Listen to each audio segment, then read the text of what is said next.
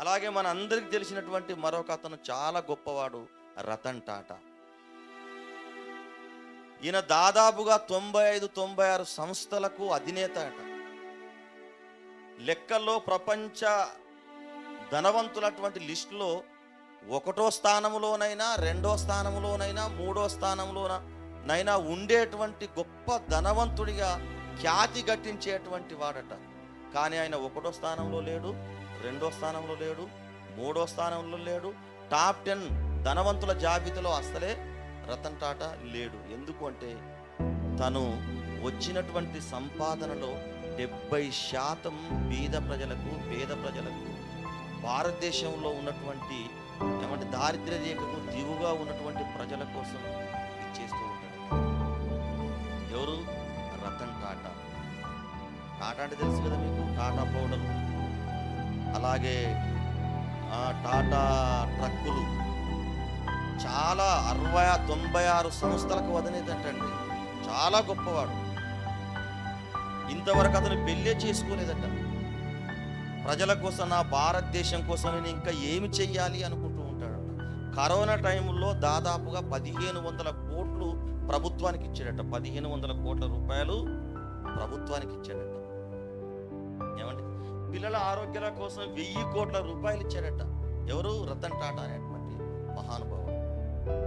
ఇక తన మాటల్లో ఏమని మాట్లాడతాడట? నా భారతదేశానికి ఎప్పుడు ఆపద కలిగిన, నా భారతదేశానికి ఎప్పుడు ఇబ్బందులు వచ్చేసిన, ఆపద కలిగిన, నా ఆస్తినంతా ఇవ్వడానికి నేను ఎల్లప్పుడూ సిద్ధంగా ఉంటానని ప్రకటించాడు. ఎందుకు రతన్ టాటా డబ్బు విషయంలో పెళ్లి చేసుకోకుండా ఉన్నాడు? ఇక వచ్చినటువంటి సంపదలలో 70% భారతదేశ ప్రజల కోసమే ఇస్తున్నాడు, ప్రభుత్వానికి ఇస్తున్నాడంటే ఎందుకోసం రతన్ టాటా ఇంతగా పేరు కోసం, ఖ్యాతి కోసం ఘటిస్తున్నాడు అంటే అర్థం ప్రజల సేవ కోసం యుక్తిగా నడుచుకుంటున్నాడు.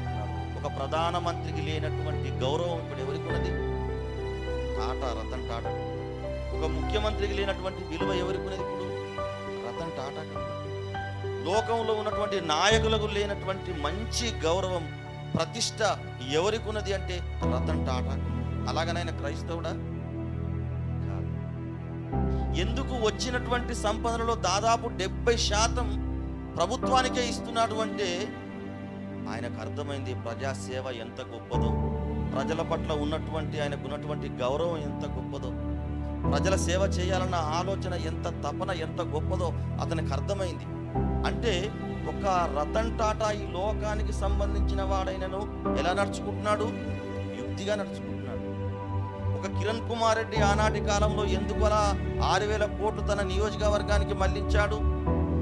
ప్రజల్లో తనకున్నటువంటి పేరు కోసం యుక్తిగా నడుచుకున్నాడు. ఈ గృహ నిర్వాహకుడు అలాగా వచ్చిన దాంట్లో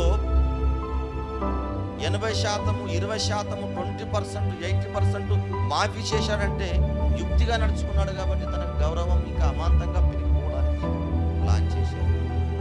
ఇది మీకు అర్థమైతే దేవుని బిడ్డలారా,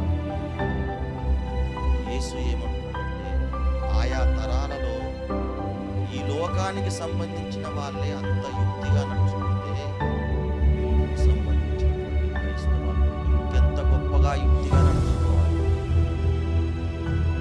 వెలుగు సంబంధుల కంటే ఈ లోక సంబంధులే తమ తరం వారిలో చూసినట్లయితే